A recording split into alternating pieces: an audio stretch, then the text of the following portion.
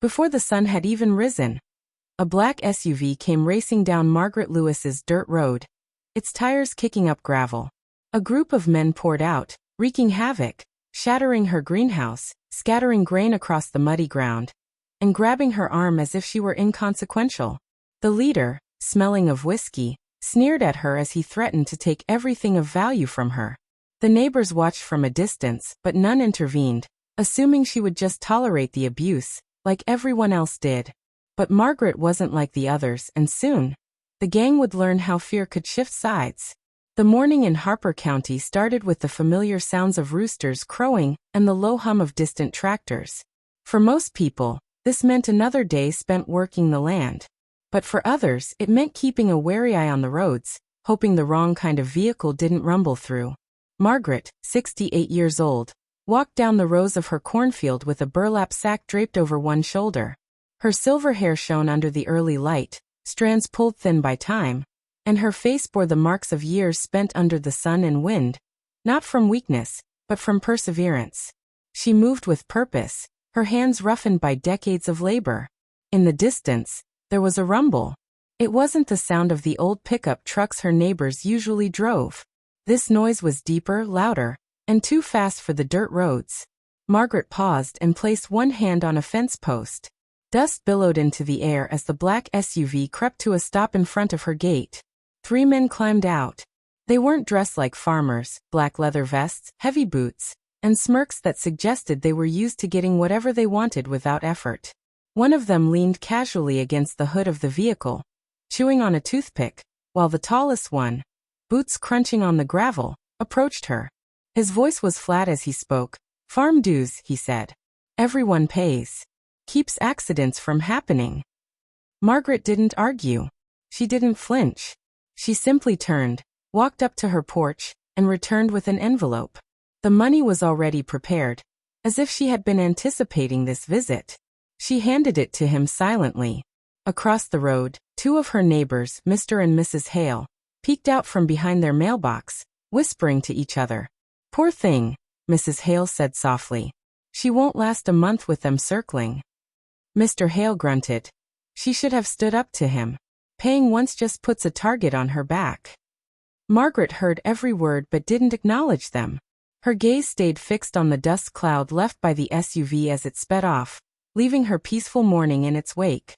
Inside her small kitchen, the scent of coffee filled the air. She poured herself a mug, sat by the window, and stared out over her land. On the outside, it appeared as though she was simply lost in thought. But inside, she was already analyzing every detail of the men. The way they moved, where they rested their hands, the stance of their boots. She had seen that kind of arrogance before overseas, in places where one wrong look could cost a person their life. But here, she wasn't a soldier, she was just a farmer. For now, she would play that part. 2 weeks later, the heat of summer had settled heavily over Harper County, pressing down like a thick blanket. Flies clung to anything that didn't move, and the air smelled faintly of dry soil and diesel as tractors continued their battle to coax a harvest from tired land. Margaret stuck to her routine. Up before dawn, feeding the chickens, watering the crops, repairing whatever the elements had damaged. It was a life built on predictability, and she preferred it that way. But predictability often attracted wolves. On a Wednesday morning, just before the sun broke the horizon, the black SUV returned. This time it didn't slow down. It barreled down the dirt road like it owned it, gravel hitting the porch steps as 4 men spilled out. They were loud, their movements unsteady, clearly intoxicated. They didn't bother to knock or ask permission. They went straight to the greenhouse. The sound of laughter turned sharp as the first pane of glass shattered under a boot. Margaret, who was by the chicken coop, heard the noise, the kind of sound that sends a chill down your spine. She walked toward it, calm and steady, her boots making firm impressions in the dirt. One of the men had ripped open her feed sacks, spilling grain into the mud. Another tossed seedling trays into the grass as if they were nothing. The tallest one, the same man who had taken her money before, spotted her and grinned. "Morning, farmer," he called as he approached her. "We figured your dues didn't quite cover all this prime land." A pickup truck slowed as it approached the gravel road. 2 men inside, neighbors from a few farms away, watched but didn't get out. One of them mumbled something, and though Margaret couldn't catch the words, the shame in their eyes was clear. They drove on. The gang leader's hand grabbed her arm, his fingers digging into her skin, and the stench of whiskey hit her nose. "You got more in that house," he growled. "Let's go get it." Margaret didn't flinch. She didn't blink.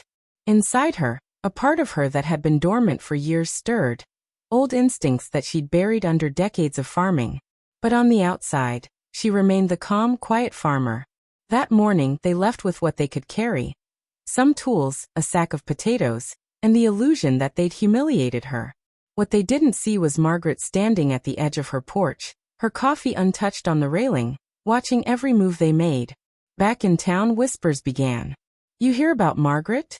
someone said in the hardware store. "She should leave." "The old lady can't take on that crew," another replied. But in a quiet corner of the diner, an older man shook his head. "Don't count her out. I've seen that look before." Later that day, Margaret walked into the feed store. As she stepped inside, the chatter momentarily died.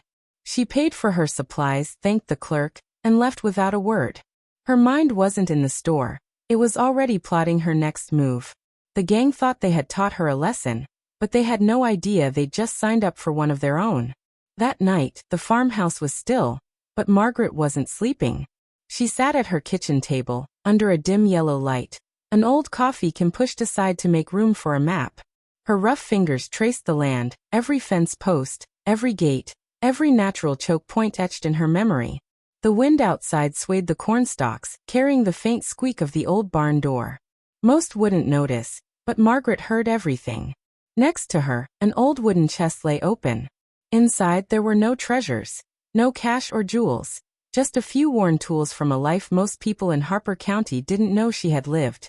A coil of paracord, a folding knife with a faded seal emblem, a battered compass, and a single black and white photo of her in uniform, smiling against the deck of a Navy ship. She moved methodically, as if back on base, with the precision she'd once had. Fishing line became tripwires. Empty tin cans, strung together, became alarms. The pitchfork leaning against the barn was cleaned and placed near the back door. By dawn, the traps were set. A faint scent of oil lingered in the air, where she'd checked the hinges on her gates and reinforced the latch on her tool shed. Her muscles remembered the work, even if it had been years since she'd needed them for anything other than farming. 2 days later they came back.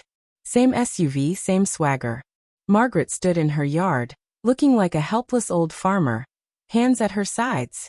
One of them hopped the fence and immediately fell, tangled in a snare hidden under some straw. His yelp was cut short as he hit the dirt, staring up at her boots. The second man tried the side path, but he didn't see the fishing line strung low across the gate. When the line snapped, it triggered the cascade of tin cans. The noise shattered the silence like an alarm bell. By the time he looked up, Margaret was there, effortlessly disarming him. One arm pushed his weapon away, while the other shoved him to the ground. The rest of the gang froze, unsure whether to run or fight. But it didn't matter to Margaret. She wasn't chasing them, she was guiding their panic, steering them toward the sheriff's yard. There was no rage on her face, just control. And that made it worse. When the dust settled, 2 of them were tied up by her barn. Another limped away clutching his ribs, and the last was sitting on the sheriff's porch, too stunned to speak. Margaret walked back to her house, slow and steady, the sun rising behind her. It may have looked like she was just defending her farm. But for those men, it was the day they learned the difference between a victim and a veteran. When the sheriff's truck arrived, he took one look at the scene and let out a low whistle. "Margaret, you want to tell me what happened here?" She shrugged, wiping her hands on her faded work shirt. "Just protecting what's mine." Word spread quickly. By the time the sheriff loaded the men into his truck, half the town knew. At the feed store, old Mr. Hale leaned over the counter whispering, "You hear about Lewis?" He was the one who took down the gang herself. Mrs. Hale, stocking the shelves nearby, shook her head. "I thought she was just quiet." "Quiet doesn't mean weak," Mr. Hale muttered. By noon, half the county had heard the news. In the diner, conversations quieted when Margaret walked in. Some of the men tipped their hats. A young farmer, barely out of high school, blurted, "Ma'am, that was something." He hesitated, then thought better of it. That evening, as the sun sank low and bathed her fields in golden light, Margaret sat on her porch, her boots propped up on the railing, a mug of black coffee in hand. Across the dirt road, a group of neighbors lingered by the fence, people who had once kept their distance but now seemed unsure whether to say something. Finally, Mrs. Hale stepped forward. "We should have helped you," she said, her voice trembling. "We were scared." Margaret took a sip of coffee, her eyes on the horizon. "Fear is normal," she said. "Letting it decide for you, that's the mistake." From that day on, no one pitied Margaret. The gang was gone, out of Harper County before the week was up. Whether it was fear of her or shame from the sheriff's arrest, no one could say. But the respect was undeniable. Neighbors began bringing over fresh pies, helping with her fences, and stopping by just to chat. Margaret didn't seek attention. She didn't need it. She had been a protector before, half a world away, and she would be one again here, whether anyone noticed or not. As the cicadas buzzed in the warm night air, she leaned back in her chair, the weight of the day settling into her bones. Harper County was quiet once more.